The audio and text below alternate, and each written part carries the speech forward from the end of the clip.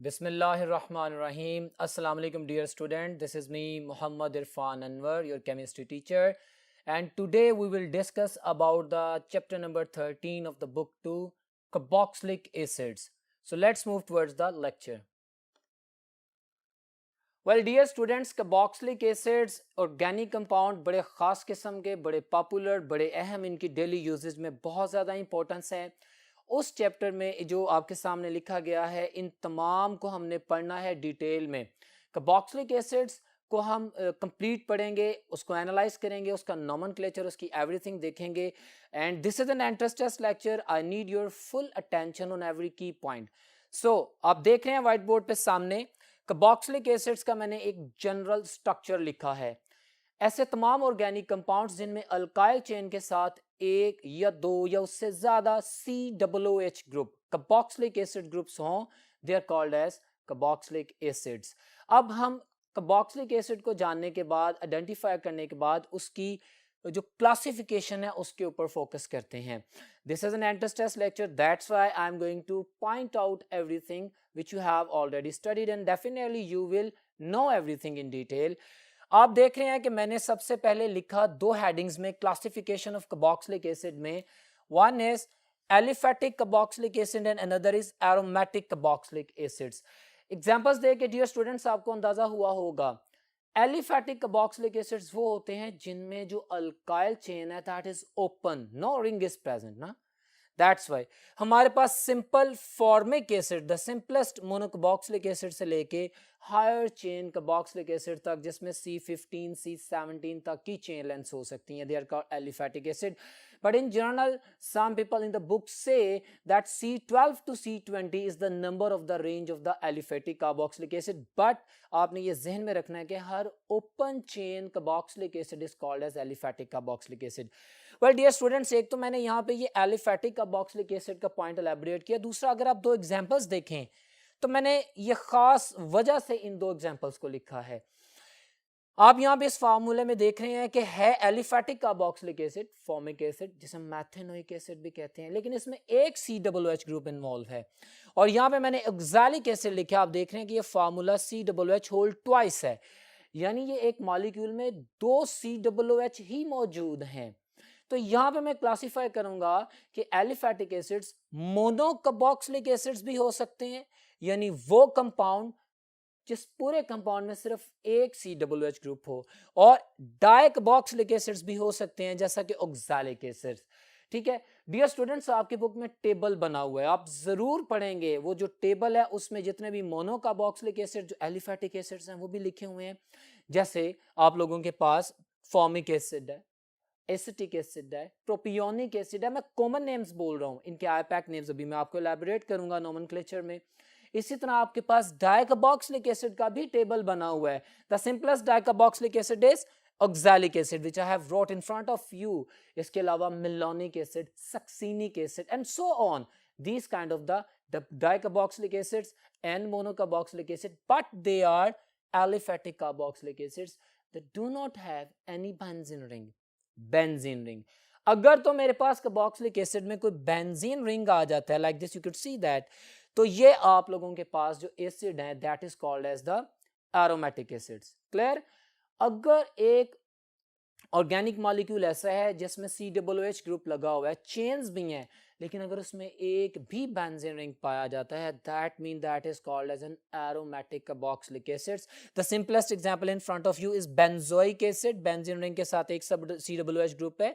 इसी तरह आपके पास थैलिक एसिड की मैंने मिसाल दी है, ये भी बेंजीन रिंग के साथ दो कार्बोक्सिलिक एसिड ग्रुप है। बिल्कुल उसी तरह जैसे मैंने एलिफेटिक एसिड्स को क्लासिफाई फर्दर किया on the basis of the number of the COOH groups present in the molecule, हमारे पास एरोमेटिक एसिड में भी मोनोकार्बोक्सिलिक एसिड की मिसाल आपके सामने है, और dicarboxylic acid like phthalic acid की मिसाल भी सामने है। टर्थैलिक एसिड भी हो सकता है, मोनोकार्बोक्सिलिक एसिड में सैलिसिलिक एसिड भी हो सकता है हमारे पास। So it's a very simple vision of you people कि आप स्ट्रक्चर देखते साथ उसकी क्लास को आइडेंटिफाई कर सकेंगे। सो that was the brief intro of the carboxylic acid regarding their structure. अब हम बात करते हैं उनके नोमेनक्लेचर की, मेथड ऑफ नेमिंग। अब से थोड़ी देर पहले मैंने कुछ नाम बोले, वो कॉमन नेम्स थे, ट्रिवियल नेम्स थे, अपने ओरिजिन की बेस पर। जैसे कॉमन नेम्स का एक रूल होता है, कॉमन नेम्स का बेसिकली रूल कोई नहीं होता, रूल यही होता है कि जिस साइंटिस्ट ने डिस्कवर किया, जिस चीज से उसे निकाला गया, उसकी बेस के ऊपर उसका नाम बना दिया जाता था। तो हमारे पास नॉमन क्लेचर जो है कार्बोक्सिलिक एसिड का, उसमें कॉमन नेमिंग्स भी हैं।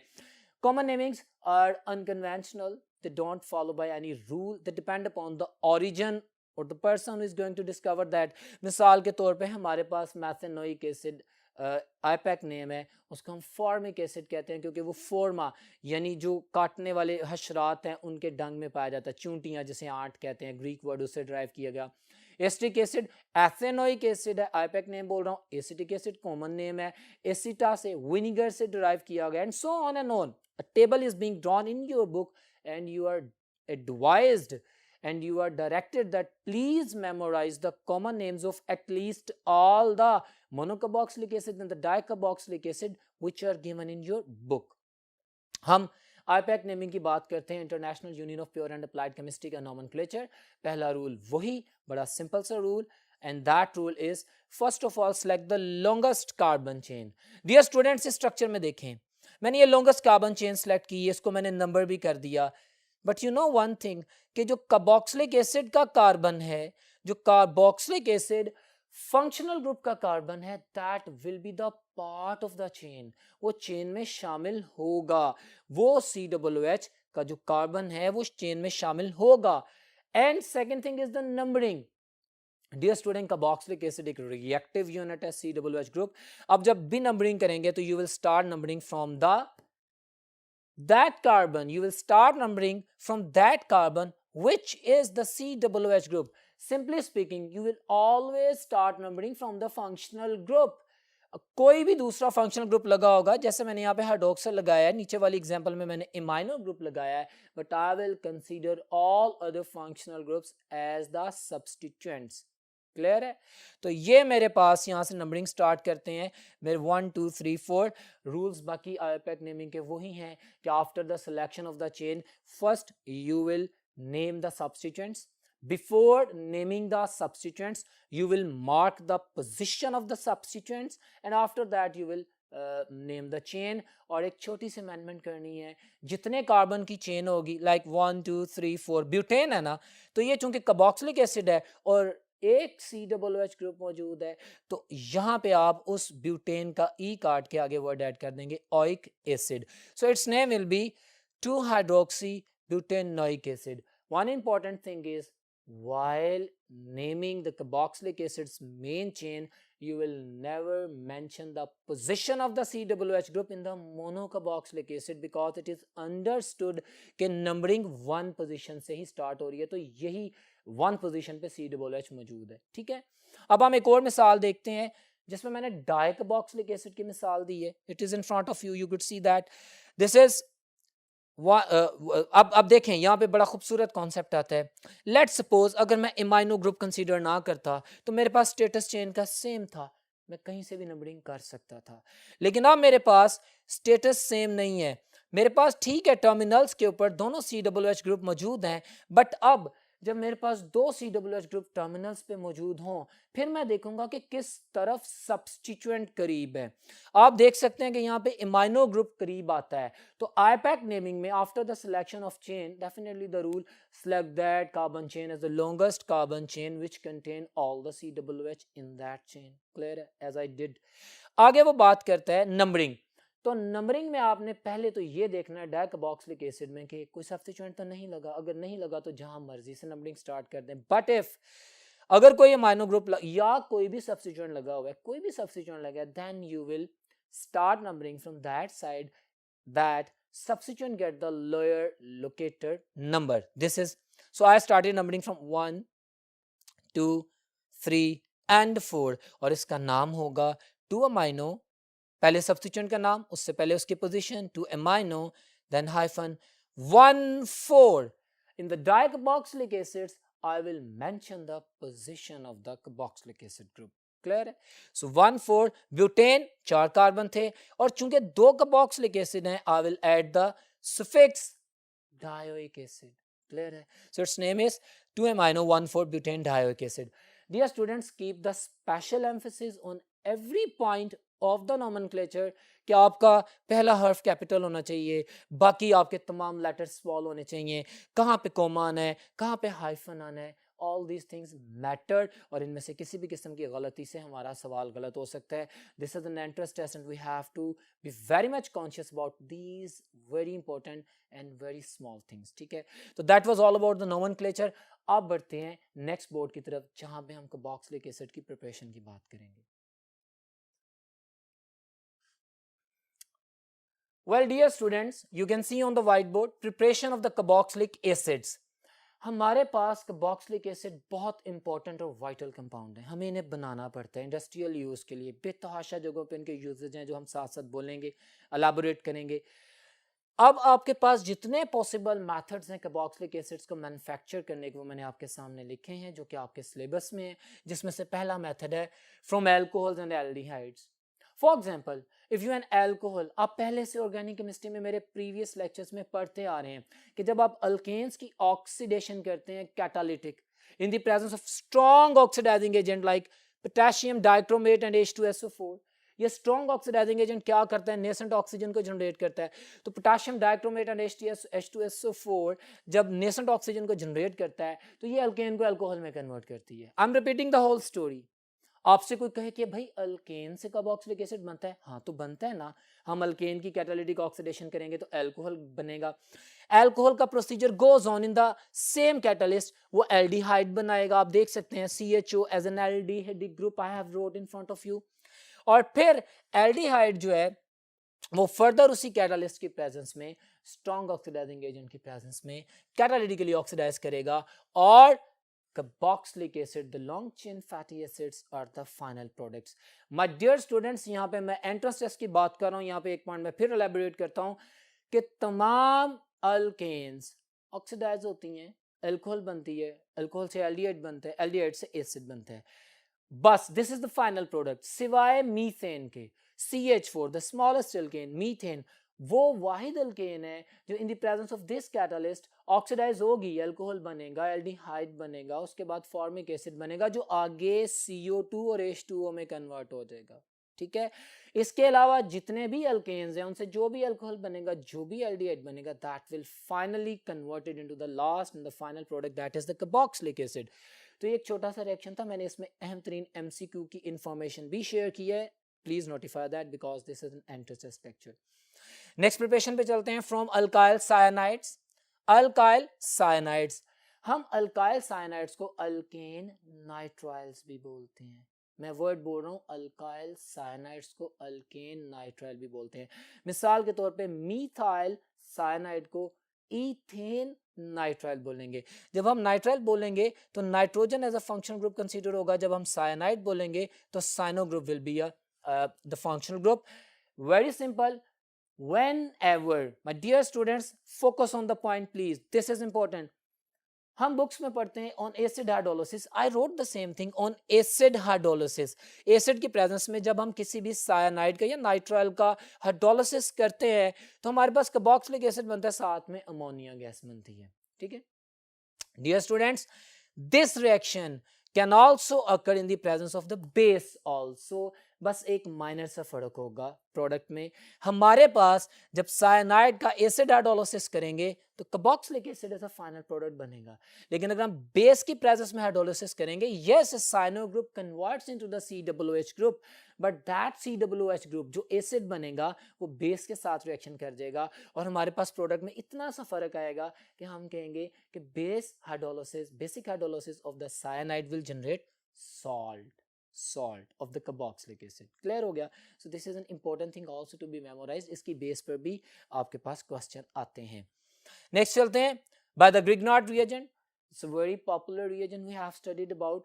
alkyl magnesium halide, that is called as Grignard reagent. ये एक ऐसा reagent है जिसे विक्टर ग्रिग्नार्ड ने डिस्कवर किया था और हम जानते हैं इसे हर तरह की प्रोडक्ट को बनाया जा सकता है. राइट नाउ मैं कार्बोक्सिलिक एसिड बनाना चाह रहा हूं तो my dear students I have an option. मैं कार्बन डाइऑक्साइड के साथ इसका रिएक्शन करूंगा. कार्बन डाइऑक्साइड में रिएक्शन होगा, पहले मेरे पास एक एडिशन प्रोडक्ट बनेगी जिसमें मेरे पास alkyl negative chain carbon positive से अटैच करेगी और remaining magnesium positive oxygen negative से ज्वाइन करके ये एक अडक्ट बनेगा, एडिशन प्रोडक्ट. जब मैं इसका एसिड हाइड्रोलिसिस करूंगा, you can C on this please, I am not focusing on this by product, ये मेरे पास MgXOH बन जाएगा, but right now I am talking about this one, कि मेरे पास जब ग्रिग्नॉर्ड रिएजेंट ने कार्बन डाइऑक्साइड से रिएक्शन किया, जो अडक्ट बना, उसका एसिड हाइड्रोलिसिस करने पे मेरे पास कार्बोक्सिलिक एसिड बन गया. Here a very important MCQ, the carboxylic acid which we get by the reaction of the Grignard reagent with the carbon dioxide, that carboxylic acid contain one more carbon atom in the chain. अब देख सकते हैं यहाँ पे alkyl change थी, let's imagine कि यहाँ पे अल्काइल चेंज जो R है, C2H5 कर लें, इथाइल मैग्नीशियम हैलाइड है, लेकिन जो एसिड बनेगा वो यहाँ पे इथाइल चेन तो होगी ही, साथ में कार्बन डाइऑक्साइड का कार्बन भी ऐड हो गया. So in this way we are getting the carboxylic acid which is propanoic acid. Got it? One carbon atom more in the acid. It's a good method for the preparation of the carboxylic acids. Next method पे चलते हैं, hydrolysis of esters. Esters are what? The lipids. अगर saturated chain है तो they are called fats, अगर unsaturated chain है तो they are called as the oils. ठीक है, हमारे पास जो एस्टर्स हैं, chemically they the fats and oils और एस्टर्स. तो जब हम एस्टर्स का हाइड्रोलिसिस करते हैं, उसका तरीका यहाँ पे मैंने ना सिंपल प्रोसीजर अडॉप्ट किया so that you can understand that if I want to get the carboxylic acid तो मुझे किस प्रोसीजर को फॉलो करना है. मैंने स्ट्रॉन्ग बेस के साथ किसी भी एस्टर का रिएक्शन करवाया, मेरे पास सॉल्ट बना और साथ में एल्कोहल बनी. मैंने एल्कोहल को पॉइंट आउट नहीं किया, मैंने सॉल्ट के ऊपर फोकस किया. अब ये जो सॉल्ट बना है ये HCl के साथ रिएक्शन करेगा, salt HCl. My dear students, in chemistry हम किसी भी सॉल्ट का जब किसी भी एसिड से रिएक्शन करते हैं तो जो प्रोडक्ट बनती है वो नया एसिड और एक नया सॉल्ट होता है. आप देख सकते हैं हमारे पास ये फैटी एसिड्स का सॉल्ट था, जब मिनरल एसिड से रिएक्शन करता है तो ये रिप्लेस होता है, साथ में sodium chloride as a by product बनेगा और ये H पॉजिटिव Na पॉजिटिव की जगह लेके हमारे पास हमारी डिजायर्ड प्रोडक्ट कार्बोक्सिलिक एसिड बना देगा. This is another good method to prepare the carboxylic acid. Usually this method is used to prepare the long chain fatty acid which are originally basically from the fats and oils of the living organisms. ठीक है, अब next चलते हैं हमारे पास the industrial method, the oxidative cleavage of alkenes. My dear students, this is very good example. This is a reaction in which you could see that usually हमारे पास हम symmetrical alkenes को use करते हैं, usually, not always, unsymmetrical could be used.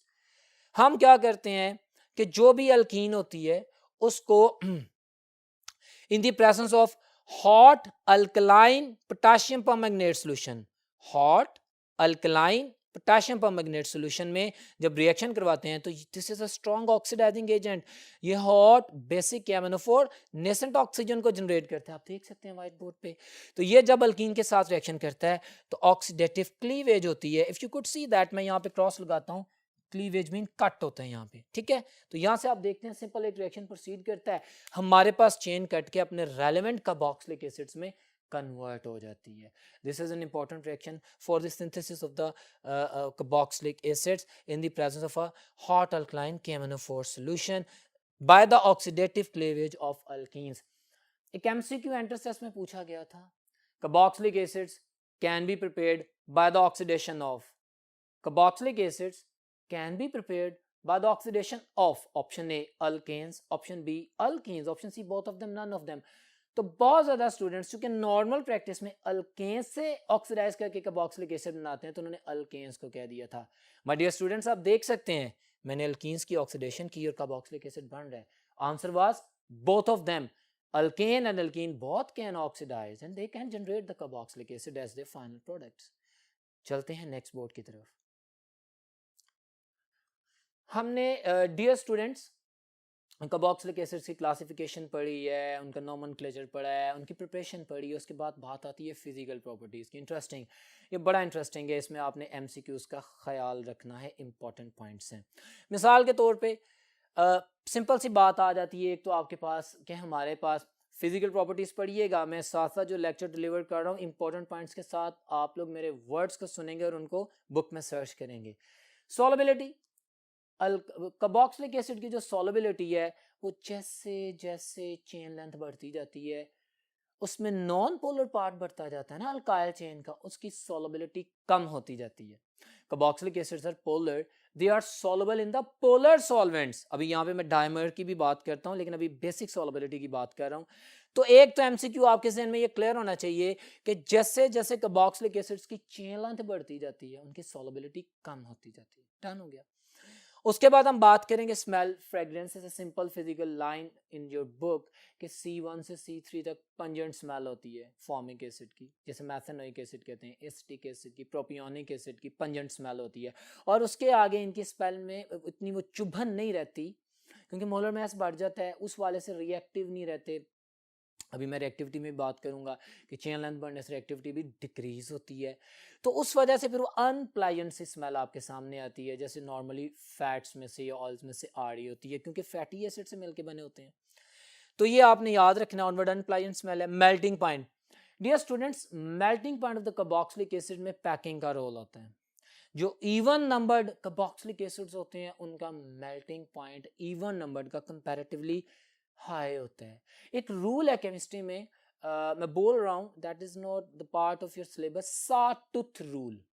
जब आपके पास even bodied structure आता है तो उनकी फिर पैकिंग भी स्ट्रेंथन हो जाती है, उनमें इंटरमोलेकुलर अट्रैक्शन भी बढ़ जाती है, तो इस वजह से उनका मेल्टिंग पॉइंट ज़्यादा हो जाता है. ठीक है. एंड ऑड नंबर में कंपैरेटिवली लो मेल्टिंग पॉइंट होता है. जो बॉइलिंग पॉइंट है, it's a very simple phenomenon. We know जैसे जैसे किसी भी organic compound like carboxylic acid की हम बात कर रहे हैं, उसकी चेन लेंथ बढ़ती जाती है, उसका मास बढ़ता जाता है, उसका साइज बढ़ता जाता है, उसकी पोलराइजेबिलिटी बढ़ती जाती है. माय डियर स्टूडेंट्स, पॉइंट यहाँ पे जहन में रहे कि हमारे पास चूंकि सोलबिलिटी कम हो रही है चेन लेंथ बढ़ने से, और हम जानते हैं कि ऑर्गेनिक कंपाउंड्स की जो सोलबिलिटी है वो हाइड्रोजन बॉन्डिंग की वजह से होती है. अगर चेन लेंथ बढ़ने से हाइड्रोजन बॉन्ड वीक हो रहा है तो इसका मतलब है फिर सोलबिलिटी कम हो रही है. इसी को मैं यहाँ पे लिंक करने लगा हूँ. इंपॉर्टेंट पॉइंट है. मेरे पास चेन लेंथ बढ़ने से हाइड्रोजन बॉन्ड वीक हो रहा है लेकिन बॉइलिंग पॉइंट बढ़ रहा है, क्योंकि ऑर्गेनिक कंपाउंड्स में यहाँ पे कार्बोक्सिलिक एसिड में हमारे पास जो बॉइलिंग पॉइंट का फिनोमेनन है, that is depending upon the mass and the size and the chain length of the carboxylic acid. Clear है? ये हाइड्रोजन बॉन्ड पे डिपेंड नहीं कर रहा. क्लियर हो गया? तो ये फिजिकल प्रॉपर्टी आपने याद रखनी है. नेक्स्ट, अच्छा यहाँ पे एक मैं एक और पॉइंट आपको एलैबोरेट करना चाहूंगा. If you will see in your book, तो साइक्लिक डायमर बना होगा. What is dimer? Di means two mer means pieces. मैंने अभी बोला फिजिकल प्रॉपर्टीज में कि carboxylic acids are polar molecule. Yes, they are polar molecule. When they are dissolved in the polar solvent, yes they will dissolve like dissolve like. और एक carboxylic acid का polar molecule एक polar solvent से interact कर जाएगा. अगर हम carboxylic acid को किसी नॉन पोलर सॉल्वेंट में फेंक दें, जाहिर बात है पोलर मॉलिक्यूल नॉन पोलर से इंटरेक्ट तो नहीं करेगा. फिर ये दो कार्बोक्सिलिक एसिड के वही दो मॉलिक्यूल आपस में हाइड्रोजन बॉन्ड बना लेते हैं, ये आपस में जुड़ जाते हैं. इनका कार्बोक्सिलिक एसिड ग्रुप दूसरे कार्बोक्सिलिक एसिड ग्रुप से डायमर बना लेता है. Structure is in your book, you can see that, I am talking about that. तो जो सब साइक्लिक डायमर बनता है, पहला एंट्रेंस का एमसीक्यू, ये non polar solvent like benzene, like carbon tetrachloride में बनेगा. पानी में, मिसाइल अल्कोहल में, पोलर सॉल्वेंट में साइक्लिक डायमर नहीं बनता, नॉन पोलर में बनता है. एक बात. दूसरा, साइक्लिक डायमर में अगर हम देखें तो 8 एटम्स इन्वॉल्व होते हैं. You could see the structure. Cyclic dimer में 8 कोवेलेंट बॉन्ड्स होते हैं. ये एमसीक्यूज बोल रहा हूं. जब हमारे पास किसी कार्बोक्सिलिक एसिड को नॉन पोलर सॉल्वेंट में ड्रॉप करते हैं तो हमारे पास जो साइक्लिक डायमर बनता है उससे एक तो मोलर मास उस मॉलिक्यूल का डबल शो होता है. एमसीक्यू ऑफ इंटरेस्ट है. एसिटिक एसिड जिसका मोलर मास 60 AMU है, acetic acid show molar mass 120 AMU in option A water. नहीं, वो तो पोलर है, पोलर में तो नहीं डायमर बनेगा. Option B methyl alcohol. नहीं, वो तो पोलर है. Option C benzene. Option D none of them. तो answer is C option, benzene. Benzene is non polar molecule और उसमें माय स्टूडेंट्स जब मैं ऐड करता हूँ डायमर को, एसिटिक एसिड को, तो वो डायमर बना के डबल मोलर मास के साथ शो होता है. तो साइक्लिक डायमर का स्ट्रक्चर बड़ा अहम है. देख रहे हैं आप, उसको देखें. उसमें 8 एटम है. एमसीक्यू है, पूछा हुआ है कि साइक्लिक डायमर में जो डायमर रिंग बनता है उसमें कितने एटम्स हैं? 8. उसमें कितने केमिकल बॉन्ड हैं यानी कोवेलेंट बॉन्ड? 8. उसमें कितने फिजिकल बॉन्ड है यानी hydrogen bond? 2. Clear? So this is an important point, you must think on this. Next चलते हैं हम reactivity of the carboxylic acids की तरफ। बड़ा इंटरेस्टिंग चैप्टर है हमारे पास, बड़ा इंटरेस्टिंग कंपाउंड है, हम कार्बोक्सिलिक एसिड की बात कर रहे हैं। यहाँ पे मैंने my dear student one thing more, मैंने जनरल अल्काइल चेन आर लगाई हुई है। अल्काइल चेन कोई भी यूज हो सकती है, ठीक है। और अभी इस सारी डिस्क्रिप्शन को जब हम अपने चैप्टर में आगे देखेंगे एसिटिक एसिड की फॉर्म में, तो ये सारी डिपेट में आर की जगह आप CH3 लगा देंगे, मिथाइल चेन लगा देंगे, तो एसिटिक एसिड में वो सारी चीजें, वो सारी डिस्कशन जो मैंने अभी लेक्चर में एक्सप्लेन की है वो आपके सामने आ जाएगी। अभी हम रिएक्टिविटी की बात करते हैं। आप देख सकते हैं मैंने यहाँ पे जो पहली कैटेगरी रिएक्शन की बताई है कि carboxylic acids 3 types of reaction show करते हैं। पहला देख रहे हैं आप, कार्बोक्सिलिक एसिड का वो रिएक्शन जिसमें इसका ऑक्सीजन एंड हाइड्रोजन बॉन्ड टूटता है, ओके, मतलब H पॉजिटिव आयन रिलीज होता है, yes.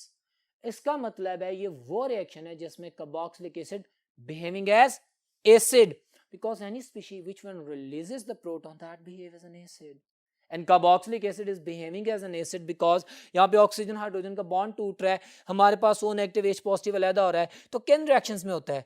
In front of you मैंने जनरल रिएक्शन लिखा है, बेटा आप कोई भी कार्बोक्सिलिक एसिड लें, उसका किसी भी स्ट्रॉन्ग बेस के साथ रिएक्शन करवाएं, एसिड बेस्ड रिएक्शन है, और आपको पता है जब एसिड बेस्ड रिएक्शन होता है तो उसे क्या कहते हैं? Salt formation reaction. आपके सामने सॉल्ट बन जाएगा, साथ में वाटर रिलीज हो रहा है, it's a very simple reaction. इसमें ऑक्सीजन हाइड्रोजन बॉन्ड टूटा, H पॉजिटिव की जगह Na पॉजिटिव आ गया, यस। इसके अलावा अगर कार्बोक्सिलिक एसिड का रिएक्शन आप एक्टिव मेटल्स के साथ कराएं, सोडियम मेटल, मैग्नीशियम, पोटेशियम, किसी भी एक्टिव मेटल के साथ, तो this is a reaction in which Na positive is going to replace H positive, हमारे पास सॉल्ट बनेगा, तो this is also an example of the salt formation reaction, exactly. और साथ में हमारे पास हाइड्रोजन गैस रिलीज होगी। This could be the MCQ of your entrance test, that carboxylic acid react with dash, किनके साथ? टू रिलीज हाइड्रोजन गैस, तो आप कहेंगे एक्टिव मेटल्स के साथ जब कार्बोक्सिलिक एसिड रिएक्शन करते हैं, they are going to generate the hydrogen gas. Clear है? अब हम नेक्स्ट टाइप ऑफ रिएक्शन की तरफ पढ़ते हैं। आप देख सकते हैं students on the white board, reaction due to the RC double bond हो, कार्बन ऑक्सीजन बॉन्ड की ब्रेकेज हो रही है, कार्बन और ऑक्सीजन का बॉन्ड क्लीवेज कर रहा है, and the very beautiful MCQ, in these reactions your carboxylic acid is not behaving as an acid. These reactions जिसमें कार्बन और ऑक्सीजन का बॉन्ड टूट रहा है, this is a kind of nucleophilic substitution reaction mechanism.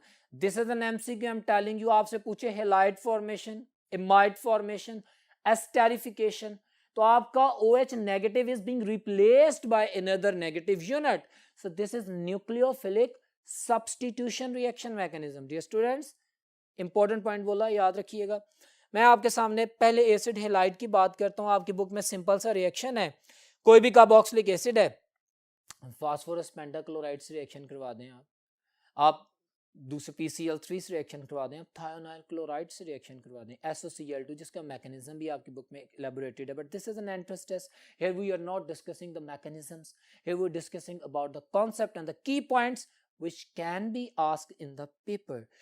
हमारे पास halogen atom replace करेगा, आप देख सकते हैं कि OH बॉन्ड की जगह कोई भी हैलोजन एटम Cl नेगेटिव मैंने लिखे आ सकता है, तो एसिड हेलाइड्स बन जाते हैं। यहाँ पे जैसे मैंने एसाइल क्लोराइड की एग्जांपल दी और साथ में phosphorus oxychloride and HCl as a product बन रहा है। तो dear student, acid halide formation वो रिएक्शन है, it's a derivative of the carboxylic acid, it's a derivative of the carboxylic acid. ये वो रिएक्शन है जिसमें कार्बन ऑक्सीजन का बॉन्ड टूटता है, ठीक है।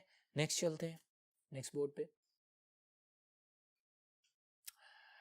Well dear students, next board ester formation, esterification, ये वो रिएक्शन है जिसमें हमारे पास एसेंसेस बनती हैं, जो फ्लेवर्स की एसेंसेस आती हैं। एक टेबल बना होगा आपकी बुक में, यू मस्ट मेमोराइज दैट। वो जो टेबल है उसमें फ्लेवर्स और उनका फॉर्मूला दिया गया, मिसाल के तौर पे amyl acetate banana flavour, octyl acetate orange का फ्लेवर, बेंजाइल एसीटेट जैस्मीन। तो अलगर्ज वो जितने भी दिए गए हैं बेटा, वो आपने याद करना है टेबल। वो एस्टर्स जो हैं, वो फ्लेवर्स हैं, जो एसेंसेस हैं, वो एंट्रेंस टेस्ट के MCQ में पूछी जाती हैं।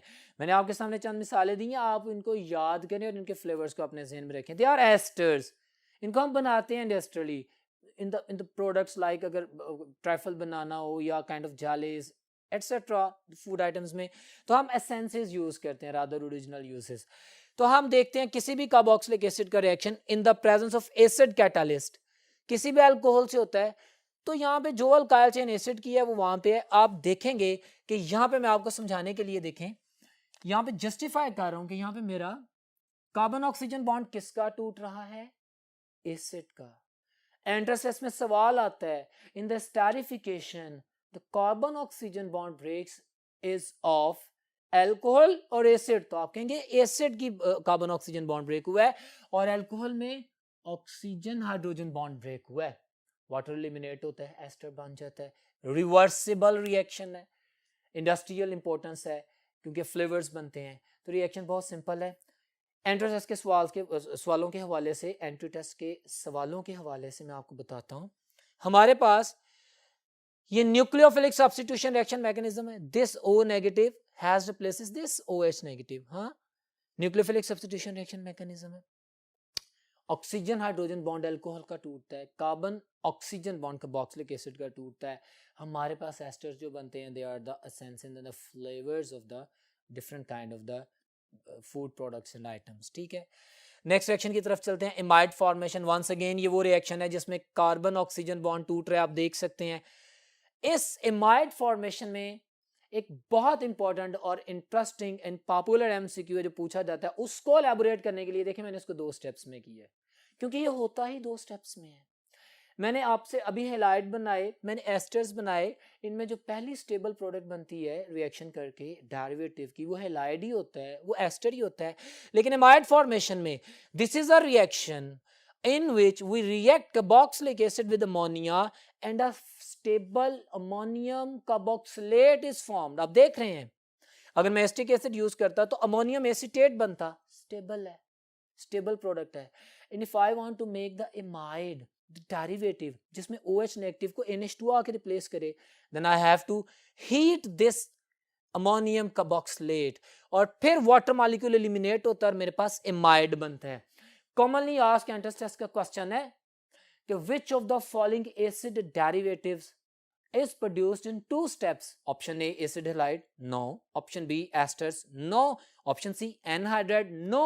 Option D amides, yes. Amides is that kind of the derivative which is formed in the 2 steps। आपके सामने मैंने elaborate किया, आप देख सकते हैं। अब next acid anhydride. Dear students, anhydride वो होता है जिसका मतलब होता है इसमें पानी नहीं है, इसमें से पानी निकाल दिया गया है। अगर इसमें एक दफ़ा पानी ऐड करेंगे तो दोबारा उस ओरिजिनल पोजीशन में आ जाएगा। आप देख सकते हैं मेरे पास कोई से दो कार्बोक्सिलिक एसिड के मॉलिक्यूल हैं।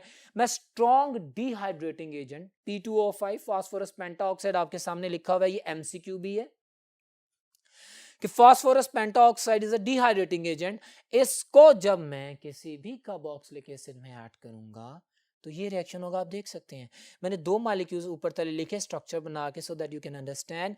और यहाँ पे आप देख सकते हैं कि हमारे पास ये 2 कार्बोक्सिलिक एसिड के मॉलिक्यूल की डिहाइड्रेशन हुई, वाटर मॉलिक्यूल एलिमिनेट हुआ और हमारे पास एक एनहाइड्राइड बन गया। Anhydride is a unit in front of you, you can see, you can write it। so अच्छा, यहाँ पे मैं एक और क्वेश्चन शेयर करूँगा। हमने रिएक्टिविटी पढ़ी है, हमने कार्बोक्सिलिक एसिड के रिएक्शंस पढ़े हैं, मैं सिर्फ डेरिवेटिव्स की बात करूँगा। सबसे ज़्यादा जो रिएक्टिव डेरिवेटिव होता है वो कौन सा होता है? Acid halides. ठीक है, सबसे लीस्ट रिएक्टिव जो डेरिवेटिव होता है वो कौन सा होता है? एमाइड। याद रखना, ठीक है। Acid halides are the most reactive derivatives of the carboxylic acid। इसकी रिएक्टिविटी प्योर कार्बोक्सिलिक एसिड से भी ज्यादा होती है। हालांकि कार्बोक्सिलिक एसिड अपने बाकी डेरिवेटिव से, इमाइड से, एस्टर से ज्यादा रिएक्टिव होता है, बट अगर आप रिएक्टिविटी ऑर्डर देखें तो सबसे पहले आपके पास एसिड हैलाइड्स हैं, फिर कार्बोक्सिलिक एसिड्स हैं, फिर एनहाइड्राइड्स हैं, फिर एस्टर्स हैं और सबसे एंड में इमाइड्स हैं। इंपॉर्टेंट लाइन बोली है, याद कर लीजिएगा, नोट कर लीजिएगा। अब हम चलते हैं तीसरी तरह का रिएक्शन कार्बोक्सिलिक एसिड का। डियर स्टूडेंट, जिसमें आप देख सकते हैं कि पूरे का पूरा कार्बोक्सिलिक एसिड ग्रुप इन्वॉल्व है, खाली हाइड्रोजन नहीं, खाली OH नहीं, पूरे का पूरा कार्बोक्सिलिक एसिड इन्वॉल्व है। यू कैन सी दिस, यहाँ पे देख रहे हैं कार्बोक्सिलिक एसिड है, मैंने इसका word the partial reduction mean जैसे हमने ऑक्सीडाइज किया था अल्केन को ऑक्सीडाइज करके एल्कोहल, उसको ऑक्सीडाइज करके एल्डिहाइड, उससे कार्बोक्सिलिक एसिड बना था। अब हम रिवर्स में चलते हैं ना, हम कार्बोक्सिलिक एसिड को रिड्यूस करेंगे, एल्डिहाइड बनेगा। एल्डिहाइड को रिड्यूस करेंगे तो हमारे पास क्या बनेगा, एल्कोहल। अब यहाँ पे गेम रुक जाती है इसकी सारे रिएक्शन की। आप देखें carboxylic acid, lithium aluminium hydride, ये कैटलिस्ट याद रखना है। माय डियर स्टूडेंट्स, यहाँ पे मैं एमसीक्यू शेयर करने लगा हूँ। लिथियम एल्युमिनियम हाइड्राइड ये वो पार्शली रिड्यूसिंग रिएजेंट है जो एल्डिहाइड्स को, जो कीटोन्स को, जो कार्बोक्सिलिक एसिड, इन तीनों को अल्कोहल में कन्वर्ट कर देता है। यहां पे मैं एक और चीज शेयर कर दूं, प्रीवियस लेक्चर में आपने समझा होगा, हमारे पास अगर एल्डिहाइड एंड कीटोन्स की पार्शियल रिडक्शन करनी है तो उनके लिए हम सोडियम बोरोहाइड्राइड यूज करते हैं। यहां पे मैं तीसरा पॉइंट क्लियर करने जा रहा हूं कि अगर मैं वो सोडियम बोरोहाइड्राइड जो एल्डिहाइड और कीटोन को अल्कोहल में कन्वर्ट करता है, वो अगर मैं कार्बोक्सिलिक एसिड के साथ यूज करूं तो नहीं करेगा पार्शियल रिडक्शन। कार्बोक्सिलिक एसिड को पार्शियली रिड्यूस करने के लिए lithium aluminium hydride is required. Clear? ये इसको पार्शियली रिड्यूस करेगा, एसिड से अल्कोहल बन जाएगी। ठीक है, मेमोराइज करते हैं। अब मैं अगर चाहता हूं कि मैं इसकी कंप्लीट रिडक्शन करूं तो पूरा COOH group once again involve है। Then in the presence of hydrogen iodide and red phosphorus I am gonna react this one. Book में हाइड्रोजन आयोडाइड यहाँ पे लिखा हुआ है, red phosphorus as a catalyst use किया गया क्योंकि हाइड्रोजन एटॉमिक हाइड्रोजन सप्लाई कर रहा है हाइड्रोजन आयोडाइड। यहाँ पे आप किसी भी तरह इसको लिख सकते हैं, but the important thing is that your carboxylic acid will convert into alkane in the presence of these both hydrogen iodide and red phosphorus. But dear students, these were all the very important reactions. I tried कि इसमें से एक एक चीज को fully elaborate किया जाए जो कि आपके सामने है। अब हम मजीद इस चैप्टर के नेक्स्ट टॉपिक अमीनो एसिड्स की तरफ बढ़ेंगे, नेक्स्ट बोर्ड की तरफ।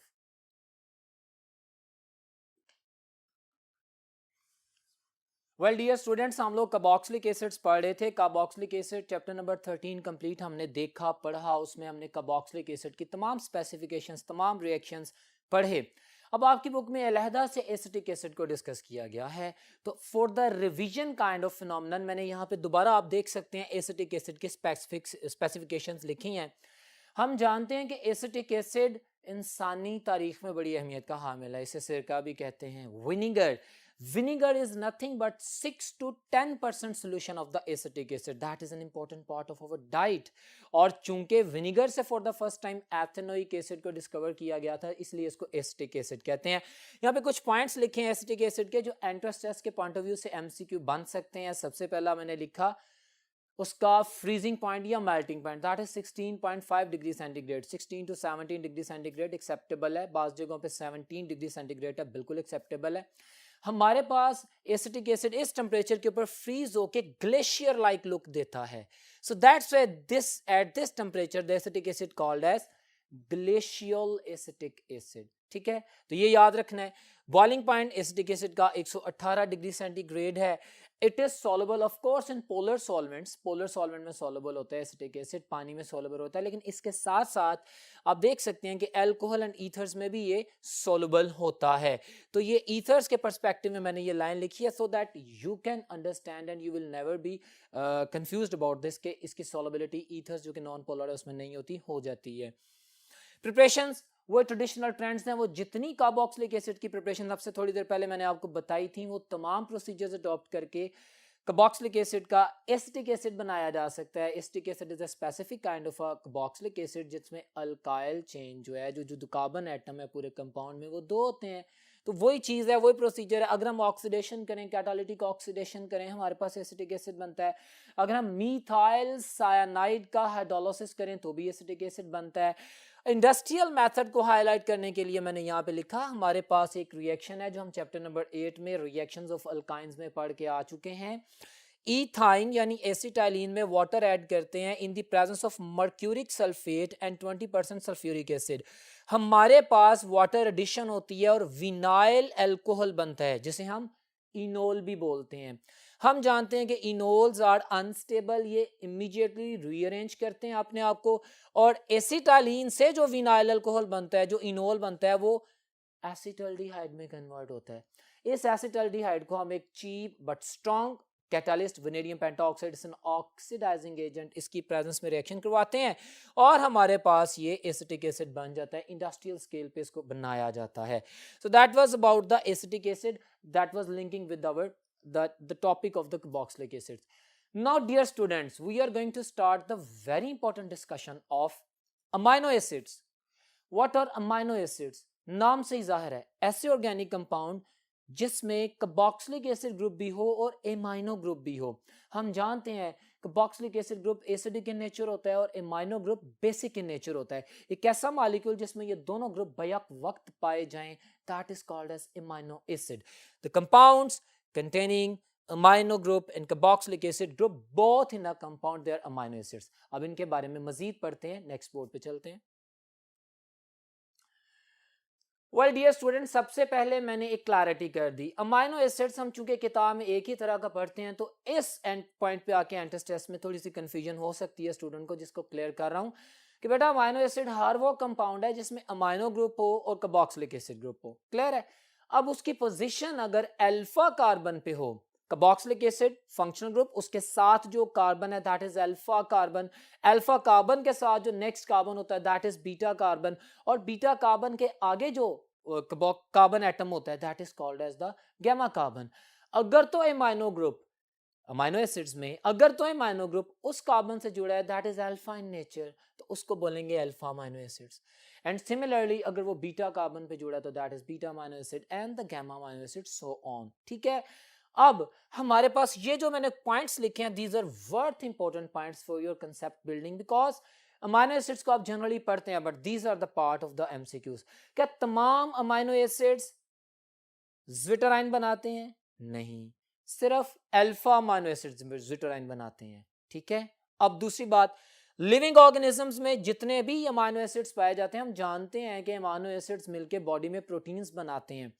लिविंग ऑर्गेनिज्म में जितने भी डियर स्टूडेंट्स अमाइनो एसिड्स पाए जाते हैं they are the alpha amino acids. और यहाँ पे एक और एमसीक्यू एंट्रेंस टेस्ट के पॉइंट ऑफ व्यू से आप अपने जहन में रखेंगे कि हमारे पास अल्फा अमाइनो एसिड में चूंकि अल्फा पोजीशन पे अमाइनो ग्रुप होता है तो इंटरनल शिफ्टिंग ऑफ प्रोटॉन होती है, ज्विटराइन बन जाता है। जैसा आप देख सकते हैं, अभी मैं इसको एक्सप्लेन भी करता हूं।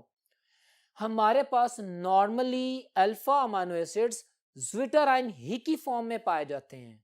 ठीक है, तो नॉर्मली जो अल्फा अमाइनो एसिड हैं वो डायपोलर आयन की फॉर्म में पाए जाते हैं।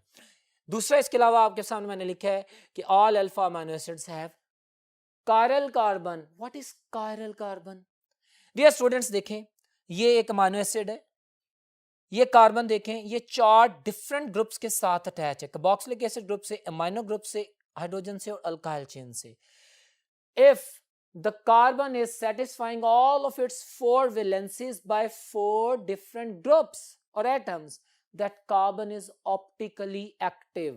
That carbon is called as chiral carbon and that is represented by star.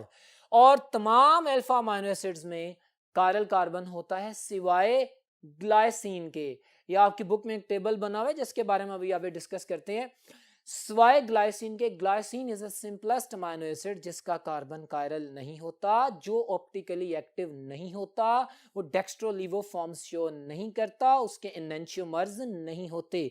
इसके अलावा तमाम amino acids alpha amino acids जिनमें कायरलिटी होती है दे शो दे ऑल थिंग्स जो मैंने अभी बोली हैं। अब आगे चलते हैं, हमारे पास ये आपके पास जैसा मैंने स्टूडेंट्स का ये कंपाउंड अमाइनो एसिड है, अल्फा पोजीशन पे अमाइनो ग्रुप है, internal shifting of the proton होती है। You can see that this positive is being released by this acidic group and this lone pair is going to accept that proton. Internal shifting of proton हो रही है, molecular formula same है, हम कह सकते हैं कि this is a kind of rearrangement.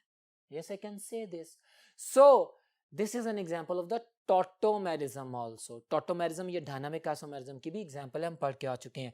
हमारे पास एक कंपाउंड बनता है जिसमें मोलेकुलर फार्मूला तो चेंज नहीं होता, लेकिन अब हमारे पास COO negative ion and NH3 positive ion आ जाता है। माय डियर स्टूडेंट्स, अंग्रेजी जुबान में डायमीन 2 तो डायपोलर आयन, एक मॉलिक्यूल में डायपोलर आयन है। Jama language में this is called as Zwitter-Ein. It's a commonly asked question, what is Zwitter-Ein? What is the structure of the zwitterion, तो you can see that. और अब चूंकि acid और base का reaction हुआ, acid ने प्रोटॉन लूज किया, बेस ने प्रोटॉन एक्सेप्ट किया, इन दोनों के मिलने की वजह से हमारे पास ऑफ कोर्स सॉल्ट बनता है। अंदर ही अंदर proton shifting acid base reaction से जो सॉल्ट बनता है इसको हम इंटरनल सॉल्ट भी कहते हैं। एंड एस का एमसीक्यू है, ये स्ट्रक्चर बनाया हो और पूछा जाए this structure is called, option A zwitterion, option B internal salt, option B dipolar ion, option D all of them. तो my answer will be all of them. Simply ये मैंने optically active carbon, chiral carbon की explanation दे दी है। अब dear students देखें, just focus on this structure. हमारे पास ये ज्विटराइन है, इसमें C+O नेगेटिव है, NH3 पॉजिटिव है।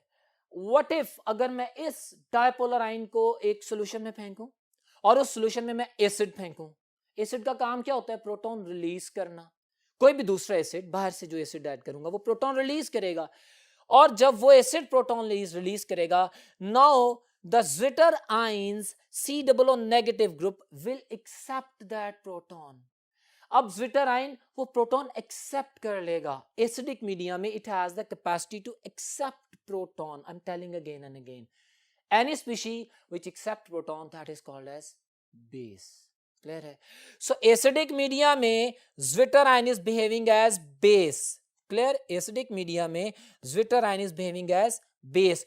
और अगर मैं ज्विटर आयन को बेसिक मीडियम में फेंक दूं, बेस OH नेगेटिव आयन वाले मीडियम में फेंक दूं, now this group NH3 positive, it has the tendency to donate a proton. अब ज्विटर आयन का ये वाला जो ग्रुप है जिसने ऑलरेडी इंटरनली प्रोटॉन एक्सेप्ट किया हुआ था, it will release its proton ना, and any species which release the proton that is called as acid.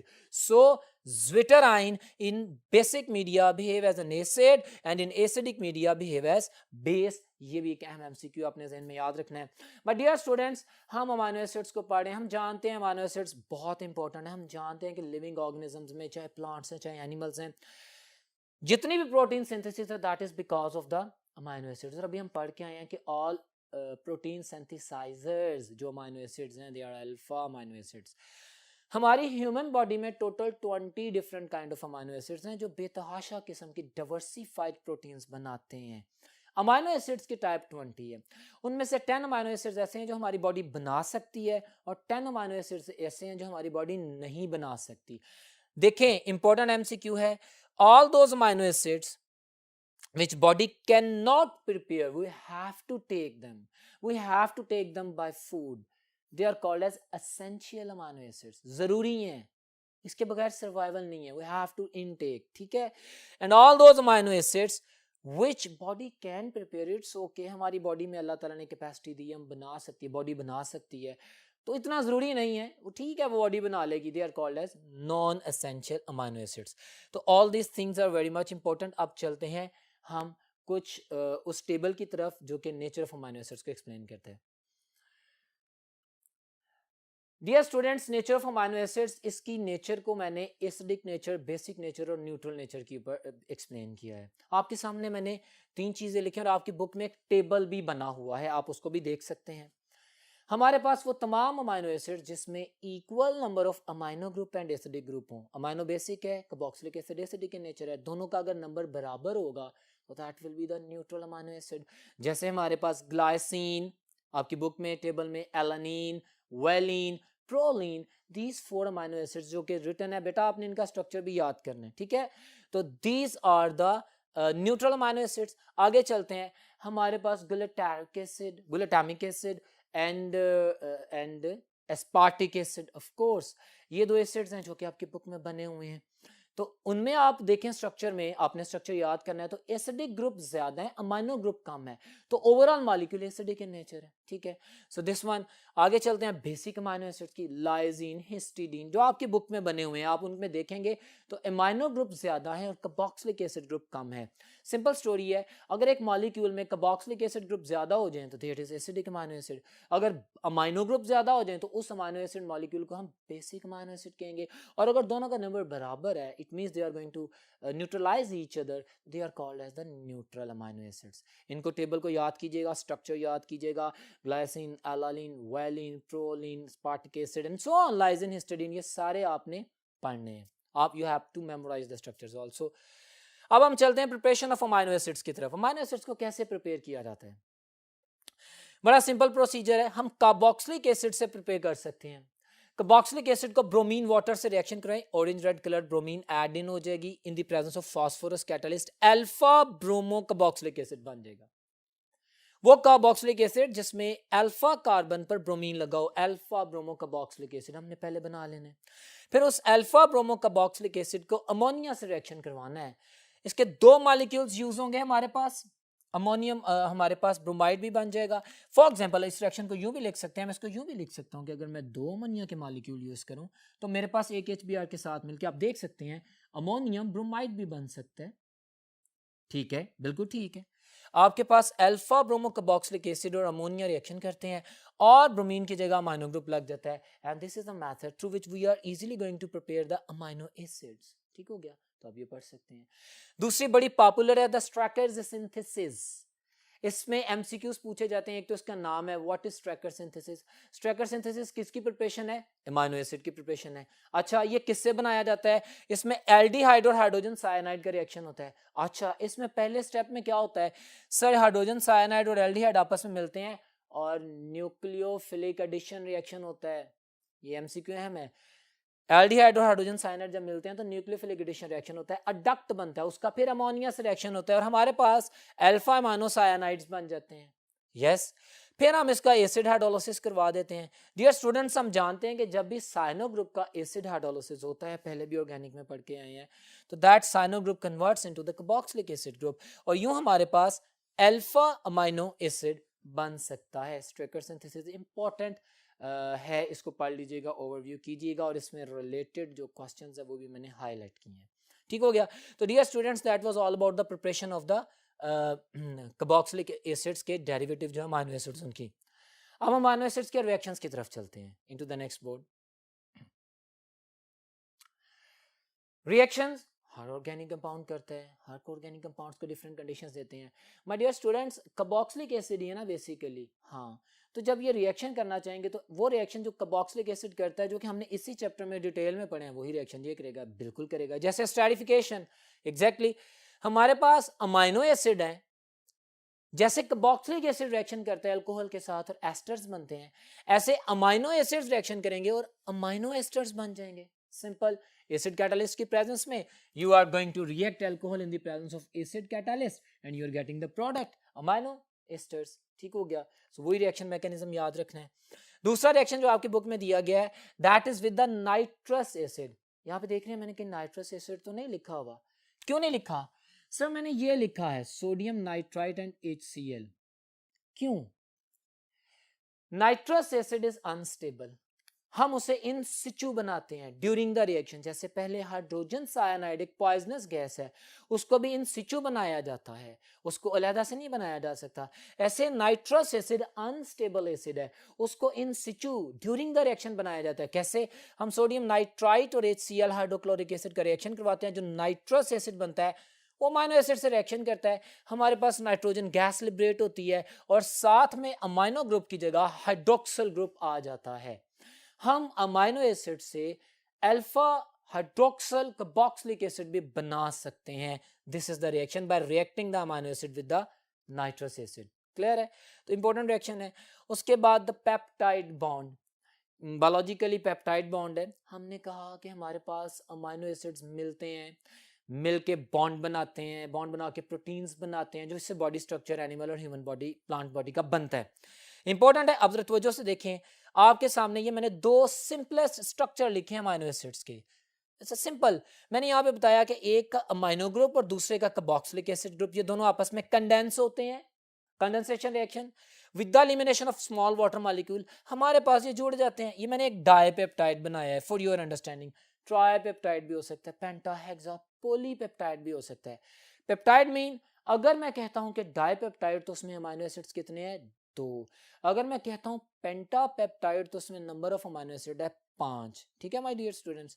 और मैं अगर उनकी पेप्टाइड बॉन्ड का काउंट पूछता हूं तो जितने अमाइनो एसिड्स हैं उसमें से -1 कर दें। पेंटापेप्टाइड में 5 अमाइनो एसिड्स हैं और 4 पेप्टाइड बॉन्ड है, क्योंकि 2 के मिलने से 1 बन रहा है। ठीक हो गया।